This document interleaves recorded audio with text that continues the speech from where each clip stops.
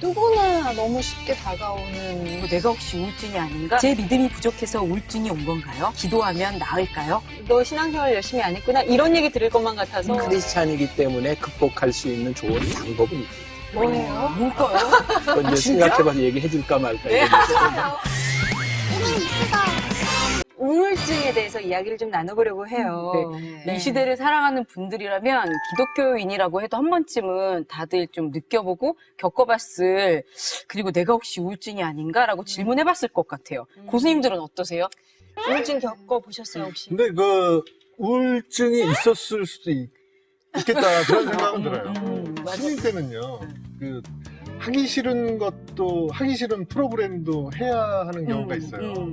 저는 막 이렇게 춤추고 네. 까불고 이런 거를 너무 부끄러워하는 사람이거든요. 네. 근데 거기 나와서 좀 이렇게 부끄러워하니까 너 개그맨이 뭐 하는 짓이야? 빨리 나와서 춤 안 춰? 그런데 막 맞아. 앞에서 막 이러는데 하시면 안 되겠다. 와, 정말 우울증 걸릴 것 같더라고요. 진짜 네, 그렇겠어요. 너무 부끄러워서. 근데 이제 뭐 꼭 증세로 안 나타나도 왜 사람이 그런 감정, 우울한 감정, 그 우울감이라고 하잖아요. 그런 건 누구나 다 일상생활에서 쉽게 접할 수 있는 감정인 것 같아요. 그렇죠. 네. 근데 또 우울증이 하도 많다 보니까 나 우울증인 것 같아, 우울증인 것 같아 맞아. 하는 사람도 많고 좀 남발하는. 정작 그런데 우울증이 좀 깊어지면 우울증이라는 말을 인정하고 싶어하지 않는 사람도 있고. 맞아요. 인영 씨는 혹시 이런 느낌이 있었어요? 저는 우울증이 실제 있고요. 오. 네. 좀 안 좋아지면 치료 받고 있고요. 네. 근데 저희 같은 직업은 우울증이 안 올 수가 없는 것 같아요. 근데 제가 이렇게 쭉 살아보니까 저는 내가 연예인이어서 우울증 이런 게 걸렸다라고 생각을 했는데 요즘 참 살아가는 현대인들한테 누구나 너무 쉽게 다가오는 병인 것 같고 이게 완치도 없는 것 같고요. 제가 이렇게 쭉 보니까 근데 이거를 막 뭔가 정신적인 문제 이렇게 거부감을 가질 게 아니라 진짜 뭐 우리가 마음의 감기라고 했듯이 그냥 살면 자연스럽게 따라올 수밖에 없는 일인 것 같아요. 저는. 그러게요. 요즘은 진짜 그냥 뭐 다양한 약들이 개발되고 있는데 물론 이제 정신과 쪽으로도 뭐 다양한 약들이 있지만 거기에 대해서 이렇게 선뜻 또 내가 손을 뻗어서 도움을 받기가 조금은 어려운 분야가 바로 이 우울증이라는 병이 아닌가라는 생각이 들어요. 1000년, 2000년 전에 감기가 있었을까요? 없었을까요? 있었을 것 같아요. 네. 우울증도 사실 이제 성경에 보면 성경에 있는 인물들 가운데도 그 우울증 증세를 가지고 있는 분들이 있기 때문에 사실 맞아. 우리가 뭐 현대인의 감기 이렇게 표현을 했는데 조금 이제 보편적으로 이렇게 한번 이제 생각해 본다면 오늘 많은 사람들에게 도움이 될 것 같은 들어요. 네. 그래요. 인간에게만 우울증이 동물들도 있을까요? 맞아요. 아니, 있어요. 개 우울증이 그래요? 있어요. 네, 진짜로. 강아지도 네. 우울증. 그래가지고 사람들이 이제 자신들을 위해서 강아지나 반려동물을 키우는데 이제 방치해놓고 일하러 가고, 그러니까 혼자 있는 시간이 많으니까 개들도 고양이들도 이제 우울증에 걸리는 거예요. 그래서 집을 엉망으로 만들어 놓고 그런 경우 되게 많아요. 잘 들었습니다. 네. 기분이 안 좋은데? 그러면 우리가 지금 할 얘기가 너무 많은 것 같으니까 저희의 어떤 상징이죠. 네. 준비하고 준비하고 있었습니다. 외치고 네. 본격적으로 얘기를 이제 들어가 민망한 것도 하겠습니다. 포기한 네. 분들을 근데 오랜만에 괜찮으시겠어요? 약간 옛날에 손 들고 뭐 계세요. 우울했었는데. 우울증 걸렸어. 우울했는데 자, 우리 인영 씨부터 시작을 해볼까요? 네. 교회에서 말하기 조금은 애매한 이야기. 교회만 들어가면 성스러워지는 교인들의 솔직한 이야기. 본격 생활 밀착형 토크쇼. 널찍한 신앙 고민쇼 고민이 우리 점점 뻔뻔해지고 있는 것 같아요. 첫 번째 사연은 제가 준비해 봤거든요. 네. 현대인의 마음의 병, 우울증. 어떻게 보면 저랑 같은 직종에 계신 분의 이야기인데요. 네, 제가 발표 아니죠. 요즘에 학교에서 자꾸 발표를 해가지고. 지금 학생의 마인드로 선생님의 마인드로. 네, 제가 이제 첫 사연 소개해 드릴게요. 네, 다시 돌아가고 싶어요. 저는 어려서 아역 탤런트로 큰 인기를 얻었습니다. 제목만 되면 다 아는 드라마에서 사랑을 받으며 광고 섭외도 1순위였습니다. 아이고, 우리 대스타가 오셨네. 사인 하나 해주세요. 어딜 가든 사람들이 알아보는 그 인기를 평생 누릴 줄 알았습니다. 그러나 사춘기로 접어들면서 제 얼굴은 점점 변했고 그 어떤 드라마에도 광고에서도 저를 부르지 않았습니다. 외모 때문인가 싶어서 여기저기 성형수술도 했지만 너 옛날 얼굴이 더 낫다 얘. 아, 너 눈이 짝짝이로 된 것 같아. 그치? 친구들의 놀림 같은 걱정에 어느새 거울 속 제 얼굴마저 보기 싫어졌습니다. 저는 탤런트 이외의 꿈은 가져보지도 않았습니다. 그런데 아직도 오디션은 보는 족족 떨어집니다. 초등학교 때 데뷔해 이제 24살. 10여 년간 저는 아무짝에도 쓸모없는 사람으로 살고 있습니다. 사람들 만나는 것도 싫어지고 몇 년째 교회도 안 갑니다.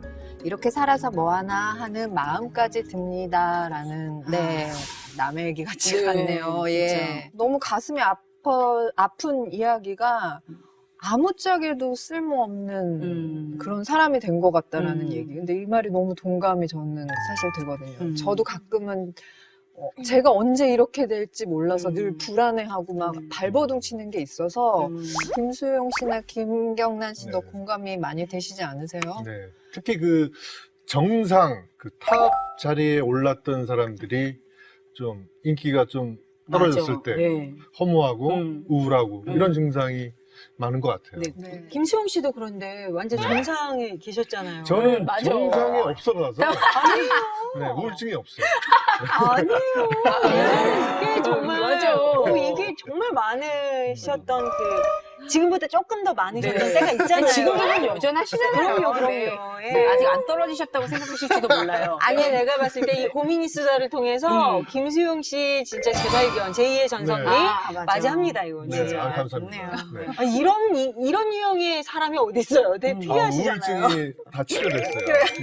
근데 저는 이제 직업이 일반인이니까 대놓고 질문을 하고 싶은데 그래도 이제 다들 인기를 경험해 보시기도 하고 또 떨어져 보시기도 하고 그런 계속 간극 사이에 계셨잖아요.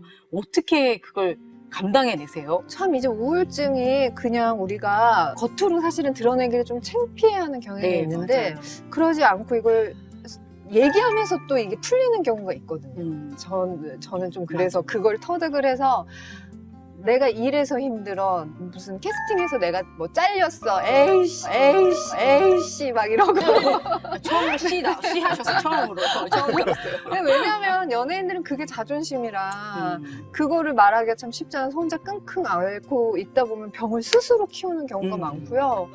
실제로 제 주변에 수면제를 복용하는 사람들도 상당히 많고요. 그쵸. 예. 요즘 연예계뿐만이 아니라 지금 이 시대를 살아가고 있는 모든 사람들이 다 어떤 불안감 속에 휩싸여서 거기에 휘둘리면서 살아가고 있는 것 같아요. 과장이 됐는데 언제 잘릴지 몰라 불안하고 또 언제 또 내가 더 승진을 할지 몰라서 갑갑해요. 그리고 또 만약에 정상의 자리에서 내려오면 또 그것 때문에 불안하죠. 정상의 자리에 있을 때는 언제 내려올지 몰라 불안하죠. 그러니까 이게 늘 불안이 항상 저와 함께 동반하고 있는 거예요. 그러니까 여기서 만약에 내가 이 어떤 내 성취, 내 자리, 그리고 뭐 그런 것들로 내가 행복을 찾으려면 우리는 불안에 이렇게 휩싸여서 잠식당할 수밖에 없는 그런 사회 구조이지 않나. 예전에는 뭐 개천에서 용났다라는 말이 있었고 저 역시도 어떻게 보면 개천에서 용난 케이스거든요. 그 개천 어디예요? 아니 개천 어디인데 이렇게 흉용이 났어. 개천. 탄천이라고 있어요. 개천여고 나오셨잖아요. 그죠? 탄천에서 항 나신 거죠, 항 나신 거. 근데 요즘은 그런 말이 사라졌다고들 해요. 그만큼 좀 희망이 없고 각박하고. 늘 절망적이고. 근데 목사님이 아까 시작할 때 말씀하셨지만 왜 감기가 사실 요즘의 병이 아니고 옛날부터 있었던 것처럼 제가 아주 조금 조사해 보니까 이 우울증이라는 것도 사실 기원전 4세기에 이제 그 원인을 알 수 없다는 의미로 그 멜랑콜리아라는 이름으로 이제 정의가 됐어요. 그때는 확실히 우울증이라고 하진 않았지만 어떤 억울함과 관련된 정신적인 병을 그렇게 멜랑콜리아라는 이름으로 지칭을 했대요. 그리고 사실은 또 그렇게 이름으로 지칭하기 전에 사실 훨씬 전부터 그런 현상들이 계속 있어 왔겠죠.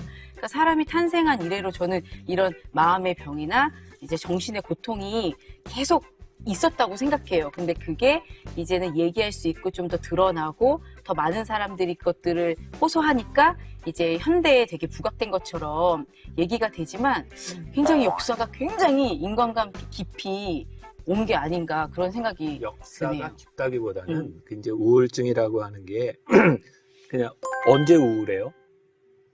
지금 그러니까 이제 우울함이라고 하는 게 사실은 내 삶을 내가 컨트롤할 수 없을 때, 내가 모든 걸 다 컨트롤할 수 있고 하다면 그 우울증이 오지 않겠죠. 근데 우리 인간은 본래적으로 우리들의 삶을 컨트롤할 수 있을 만한 능력이 있는 존재가 아니죠. 그러니까 우울증은 인간에게 있어서 굉장히 자연스러운 현상 중에 하나가 우울증이라는 생각이 들고, 뭐 연예인뿐만 아니라 목회자인 나도 언제 우울할까 생각해 보니까, 나도 이제 교회 목회를 하면서 보면 늘 그런 목사인데 불안감이 있는 거예요. 뭐냐면 내가 언제 내려올까. 그리고 이제 목회를 하면서 우리 교회가 성장을 한 언제까지 성장할까. 그런 것에 대한 인정에 대한 욕구라든지 그런 부분에 대해서 내가 컨트롤할 수 없다는 거예요. 그리고 그러니까 목사님 사모님도 우울증을 앓고 계신 분들도 많다는 얘기를 들었어요. 네. 우울증의 종류가 진짜 그렇게 따지면 진짜 많은 것 같아요. 네. 그래서 제가 또 우울증의 종류를 또 좀 알아오지 않았겠어요? 네, 아, 제가 오늘 좀 이렇게 굉장히 조사하는 분이 계셨어요. 조사하면 다 나온다 그래가지고 정말 많은데 한번 들어주세요. 갱년기 우울증, 산후 우울증, 정년퇴직 우울증, 배우자 사별 후 우울증, 그리고 성공 후 우울증, 우울증을 앓는 부모 밑에서 자란 자녀가 겪는 우울증, 노처녀 우울증, 연말연시 우울증, 지금 우리 다 겪고 있는 거, 입시 실패로 인한 우울증, 결혼 후 가정주부 우울증, 다이어트 실패 우울증, 제 얘기인데요. 소아 청소년 우울증. 그래서 우리 주변의 그 모든 상황이 다 우울증의 원인이 될 수 있고, 저도 이 중에서 한 두세 개 정도 제가 겪어본 적이 있는 것 같아요. 예, 그런 정도로 이렇게 우울증에 다양한 원인이 있더라고요. 진짜 왜 이렇게 지금 따져보면요. 난 이래서 우울해라고 안 하는 사람이 없는 것 같거든요. 그 현대인들에게 왜 이렇게 이런 우울증이 많이 나타나게 된 걸까요, 목사님? 갑자기 그 얘기하니까 우울해지네. 지금 목사님 깊은 우울로 지금 이렇게. 근데 정말 이렇게 우울하다는 이야기를 많이 했는데, 난 정말 내가 솔직하게 이야기해서 난 우울한 게 없거든요. 네. 너무 행복하고. 근데 내 삶에 우울증이 찾아왔었죠. 그러니까 나는 정말 목회하면서 자살하는 사람을 처음으로 이해를 해봤어요. 이렇게 힘든 거구나. 그때 이제 나에게 찾아왔던 우울증, 이제 불면증, 공황장애, 이게 한꺼번에 왔을 때, 그러니까 단순히 이렇게 이렇게 증세라고 이야기하기보다는 존재하는 것 자체가 너무 힘들더라고요. 그러니까 늘 잠을 잘 때면, 내가 이러다 죽는구나. 그런 느낌.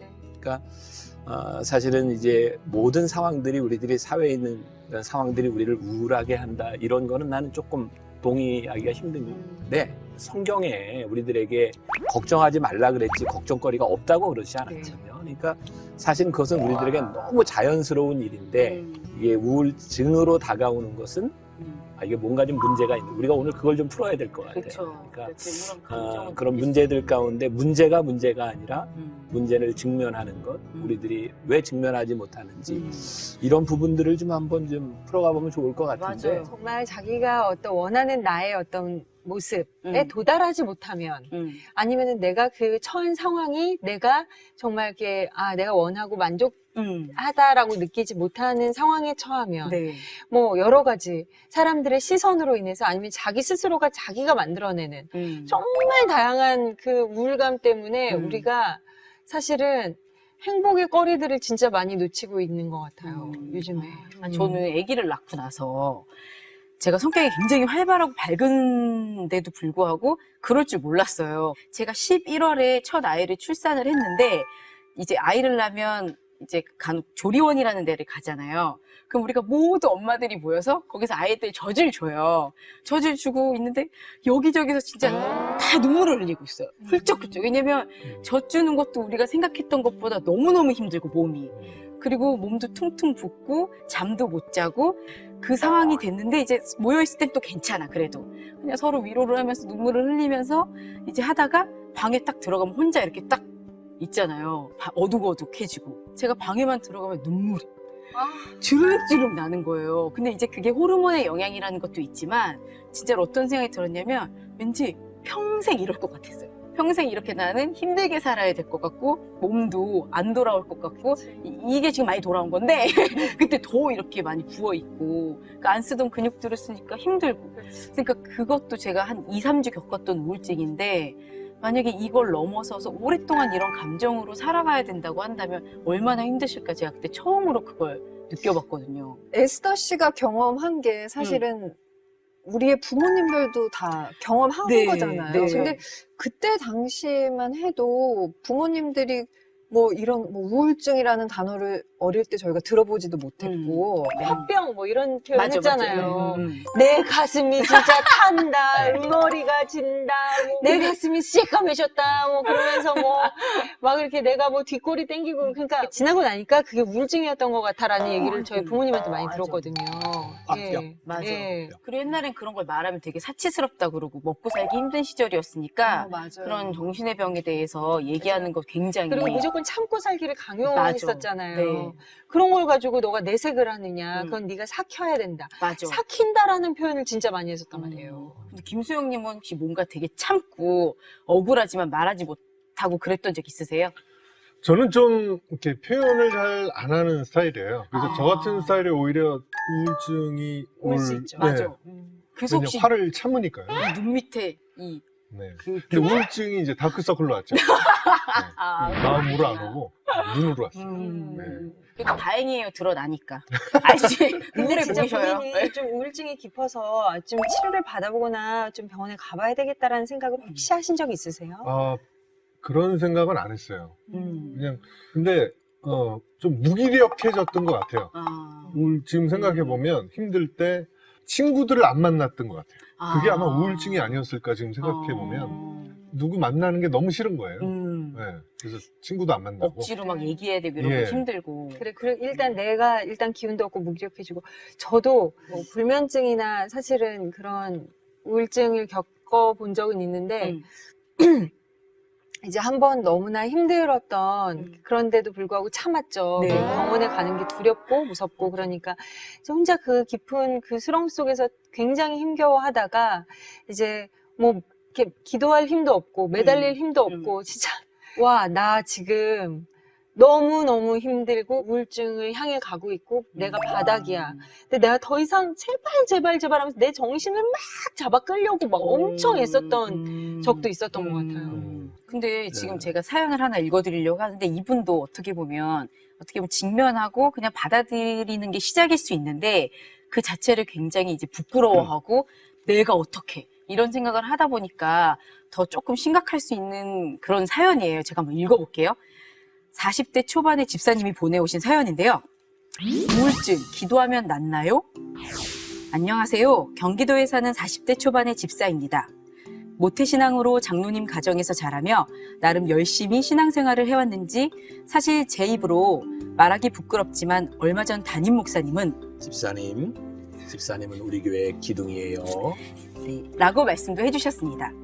그런데 최근에 문제가 생겼습니다. 집안일도 하기 싫고 교회 일도 하기 싫고 삶도 허무해졌습니다. 삶이 무기력해졌다고 해야 할까요?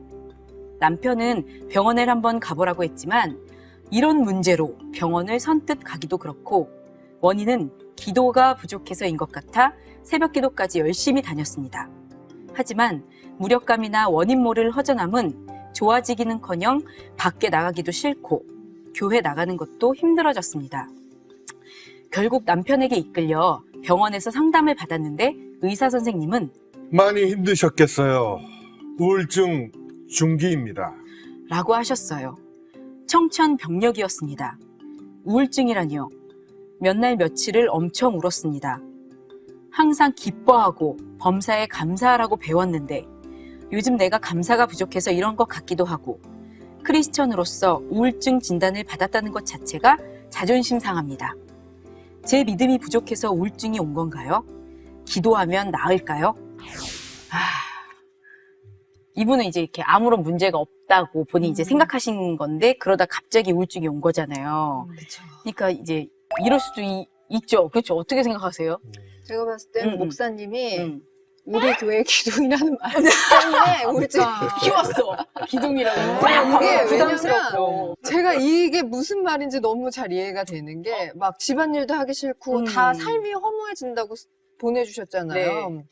근데 이게 뭔가 막중한 책임감이 이렇게 들 때, 네. 그러니까 그것 때문에 사실은 사는 원동력도 되거든요. 그러니까 그쵸. 저도 이제 제가 어릴 때부터 이제 가장이 돼가지고 막 너무 20대를 정신없이 열심히 막 그 원동력으로 막 달려왔어요. 그러다가 한순간에 갑자기 무기력해지기 시작하더라고요.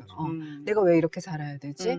그러면서 뭔가 다 완전 아무것도 하고 싶지 않고 정말 그런 기도도 많이 했던 것 같아요. 저를 왜 태어나게 하셨어요? 막 이런 기도까지 하면서 근데 그때는 우울증인지 몰랐어요. 그게 네. 그냥 너무 힘들어서. 예, 그러니까 너무 이분 집사님처럼 너무 열심히 막 이렇게 살다 보면 어느 순간 그거 자기를 돌아보지 못하고 탁 지치고 뭔가 탁 하고 내려질 때 그 내려놓게. 증세가 딱 나타나는 것 같아요.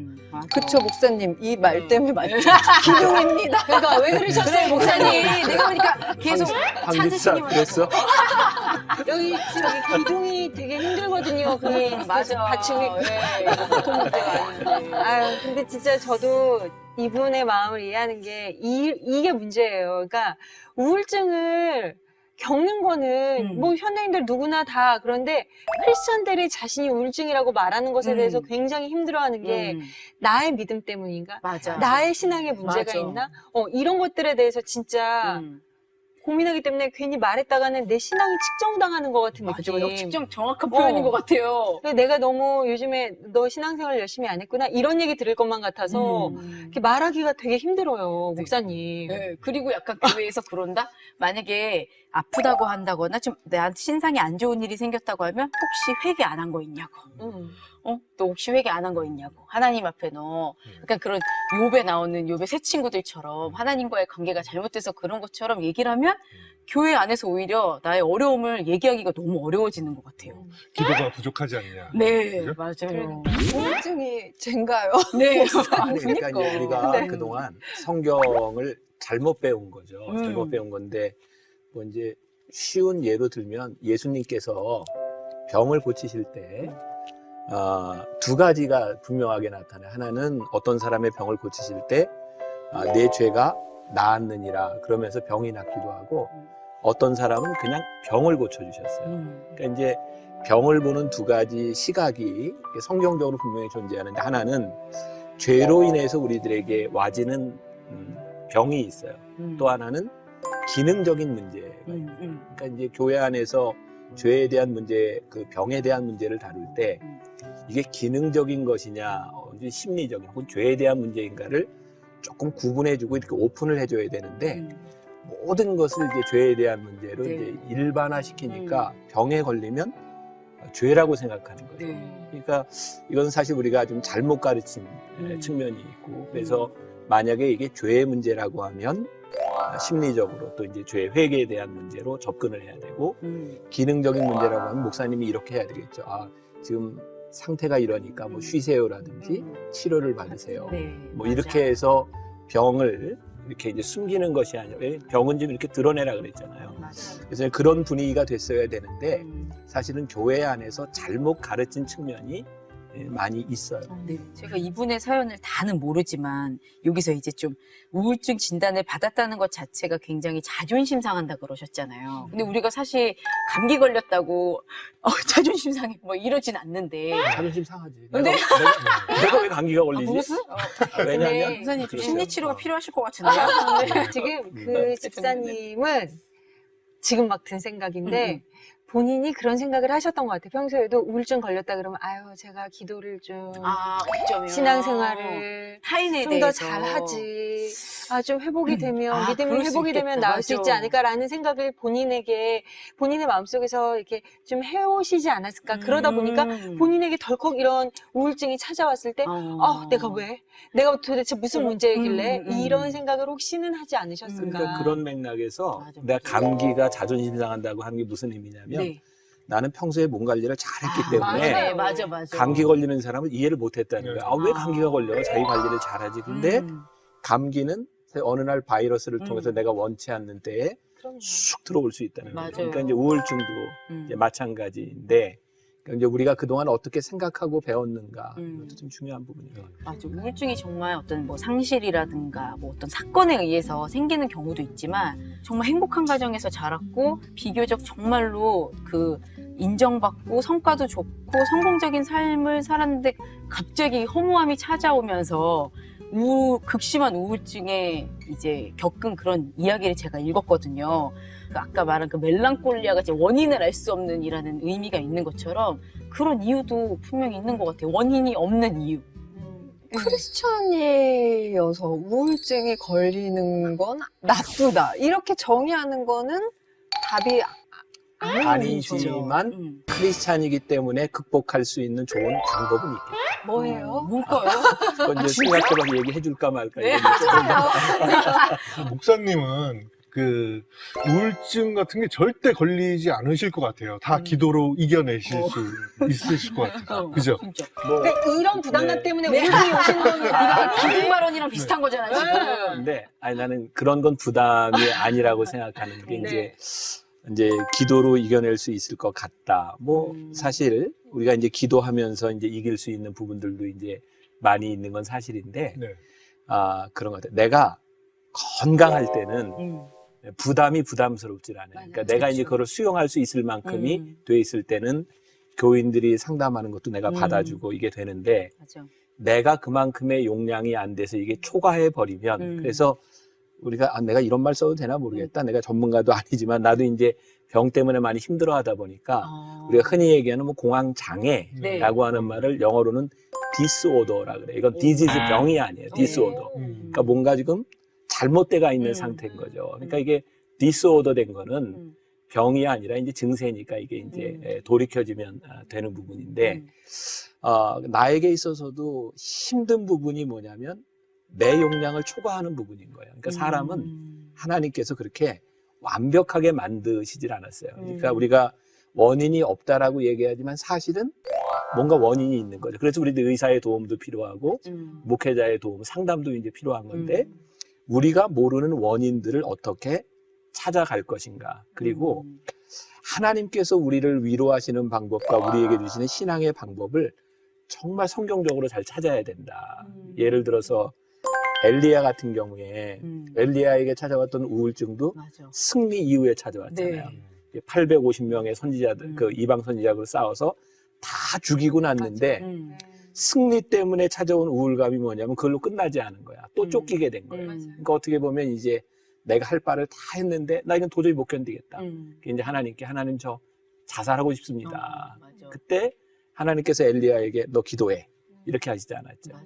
엘리야에게 먹이시고 쉬라고 쉬게 하고. 해주시고. 그래서 그런 쉼의 시간들을 통해서 많이 이렇게 다시 차지가 되고 그리고 다시 엘리야가 나아가고 사실은 하나님도 우리들에게 너 기도해 이렇게 안 하셨거든요. 필요에 먹어야 따라. 되나 봐. 그렇죠. 잘 먹는 게 잘 먹는 게 중요할 것 같다. 예. 결론은 그건가요? 네. 우울증 걸리신 분들 잘 잘 드세요.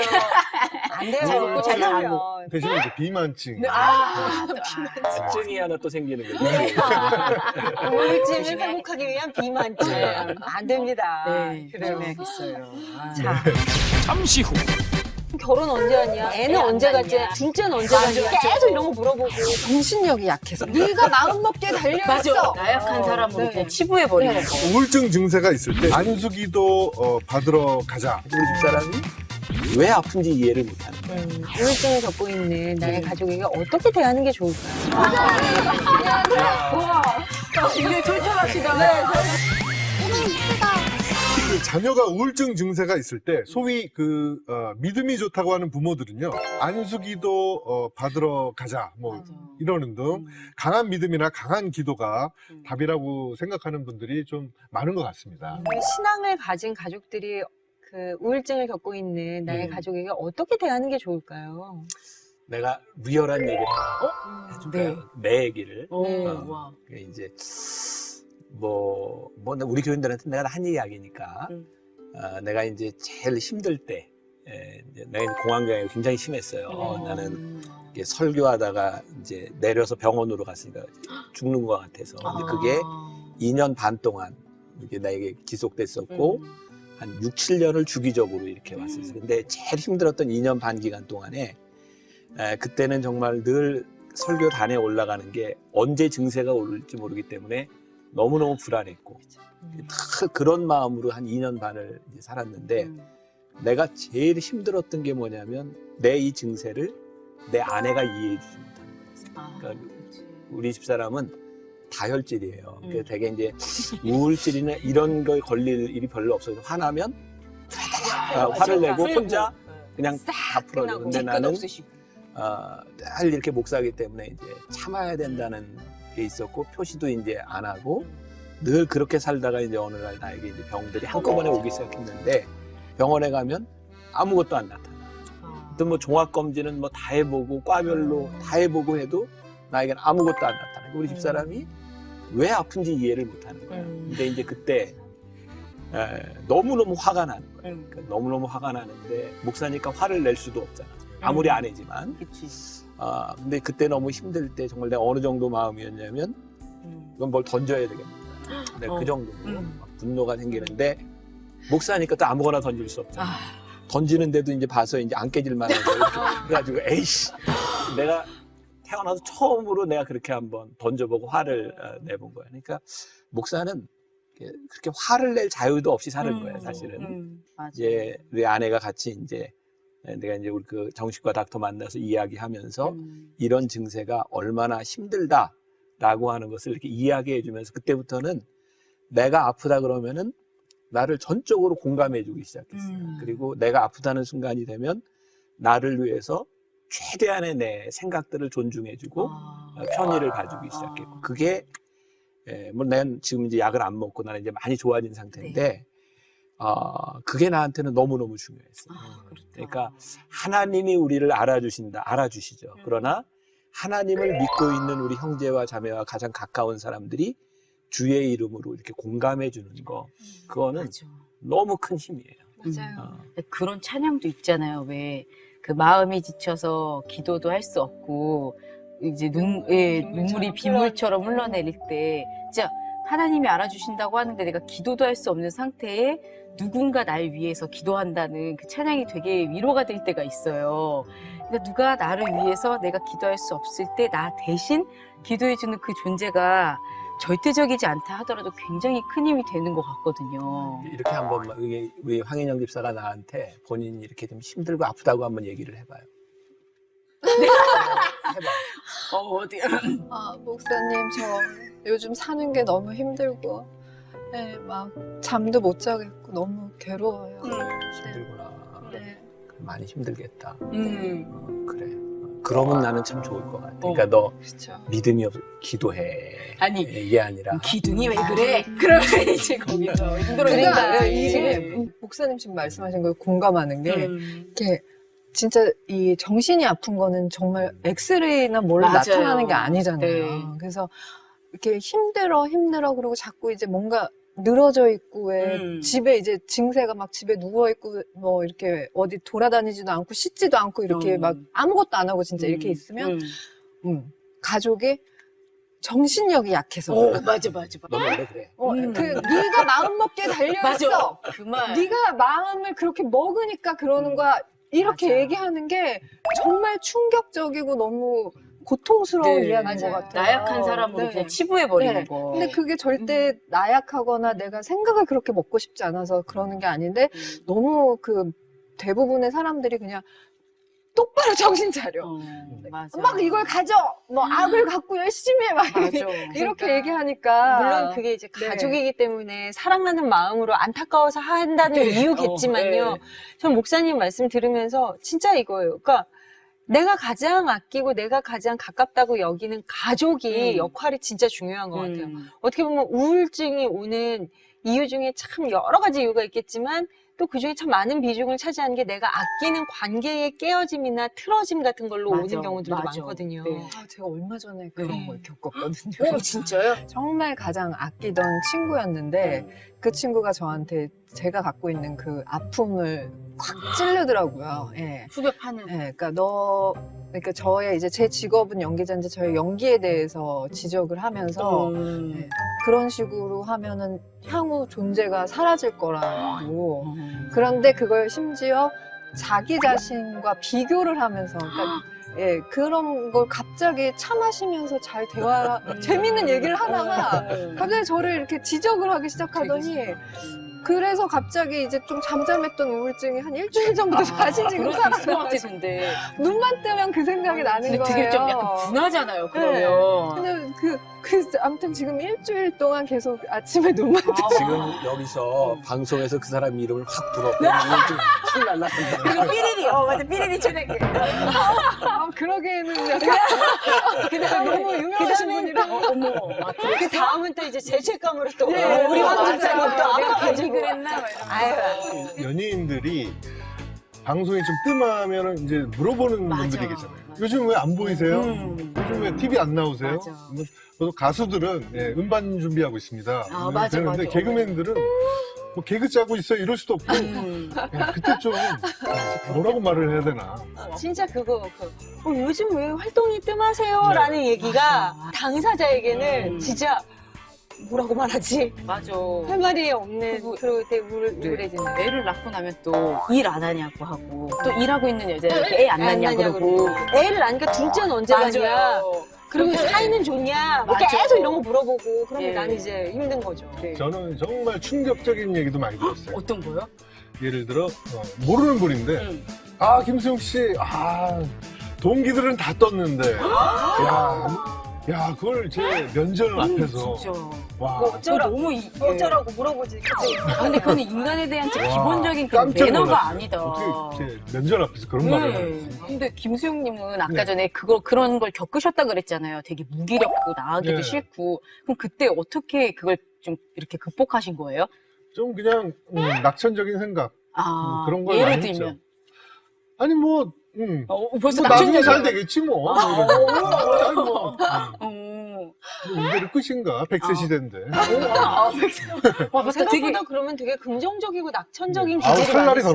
남았는데. 근데 네. 되게 좋은 생각인 것 같아요. 왜냐면 사실 어떤 사람들은 왜냐면 우울증에 걸리거나 약간 우울한 감정이 들면 왠지 인생 끝인 것 같고. 언제까지 살아야 되는 거야 이렇게 그리고 이런 감정을 겪는 것 자체로 난 이미 실패했다 이렇게 생각하는데 사실은 말씀하신 것처럼 인생도 길고 그리고 좀 이거 우울감 갖고도 계속해서 난 또 괜찮은 삶을 살 수 있다 이렇게 생각하는 게 굉장히 큰 도움 된다고 하더라고요. 근데 진짜 우울증에 걸렸을 때 아까 저는 그 말이 진짜 이렇게 되게 공감이 돼요. 아유 그래 힘들겠다 그랬구나 많이 힘들지 이 한마디면 진짜 되게 많은 위로가 되는데 이걸 어떻게든 낫게 해주고 싶은 마음에 분석해요. 맞아. 너 요즘에 이게 좀 너의 체력에 문제가 있지 않을까? 너 운동을 좀 해보면서 어때? 뭐 일해보면 맞아, 어때? 맞아, 너가 맞아. 요즘에 이런 음악을 들어서 그래. 해결책. 해결책을 막 끊임없이 주려고 그러면 안 그래도 힘들어 죽겠는데 정말 이게 뭔가 이렇게 피곤하고 와닿지도 않고 그러면서 괜히 내 탓 같고 맞아. 그런 이렇게 여러 가지 생각들이 들고 근데 우리가 지금 얘기를 하다 보니까 그거 아세요? 우리 나름 고민하면 해결책 좀 주고 그랬는데 본인들의 고민 해결을 계속 하고 있어요. 우리가 고민 해결을 좀 못 해주고 있어요. 아니 얘들 사실 주제에 걸맞게 솔직히 그분도 어떤 해결을 바라는 게 아닐지도 몰라요. 그래요. 네, 왜냐면 우리도 자기들과 같이 그런 동일한 것들을 겪는 아주 평범한 사람들이라는 얘기가 오히려 더 듣고 싶으실지도 모르잖아요. 그렇게 하면 이제 우리 프로그램 폐지해요. 그건 안 되고 우리 한번 고민에 대한 답을 좀 한번 찾아보고 나도 이제 조금 이따 끝날 때쯤 맞아요. 한번 내가 신앙적으로 예, 접근할 수 있는 그렇죠. 방법도 예. 얘기할 테니까 지금 괜히 여기서 또 이제 채널 돌릴지도 모르니까. 맞아요. 그래서요, 우리가 이쯤 해서 전문가의 조언을 한번 받아보면 어떨까 정말요? 네, 싶어서 오늘 드디어 우리 고민수사 사상 최초의 게스트를, 와. 전문가 게스트를 모셔보기로 했습니다. 야. 크리스천 의사들의 모임 한국누가회 서울 경기 지부장을 역임한 김경철 교수님, 어마어마한 분이십니다. 자, 진료 시간 중에 저희 고민의 수다를 위해서 진료를 잠시 멈추시고 네. 이 자리에 달려와 주셨어요. 아, 자, 모셔보겠습니다. 나와주세요.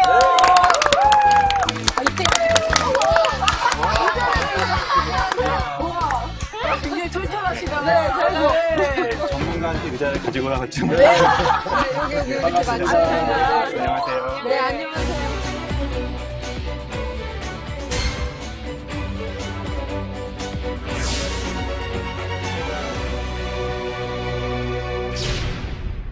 고민하면 해결책 좀 주고 그랬는데 본인들의 고민을 지금 계속 다 견디다가 병원에 너무너무 가고 싶어. 약은 언제가 될지 모르게 기약 없이 계속 먹어야 돼요. 우울증 완치가 가능합니까? 주요 우울증의 거의 대부분은요. 죽고 싶은 생각을 한 적이 있습니까? 우울증 환자가 문제가 되는 것은 악순환이거든요. 나는 갈래.